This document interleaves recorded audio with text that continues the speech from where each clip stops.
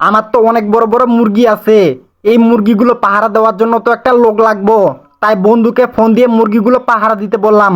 ওমা, আমার বন্ধু তো খুব শান্তভাবে মুরগিগুলো পাহারা দিচ্ছে।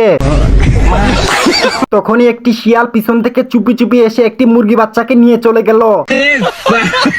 গাছের পিছন থেকে সবকিছু দেখলাম, বন্ধুকে ফোন দিয়ে হুমকি দিলাম। এইটা শুনে আমার বন্ধু অনেক ভয় পেয়ে গেল। তাই বন্ধু শিয়ালকে ধরার জন্য গাছে একটি জাল সেট করলো। শিয়াল মামা মুরগি খেতে এসে জালে ধরা পড়লো। বন্ধু বড় লাঠি নিয়ে শিয়াল মামাকে মারতে গেল।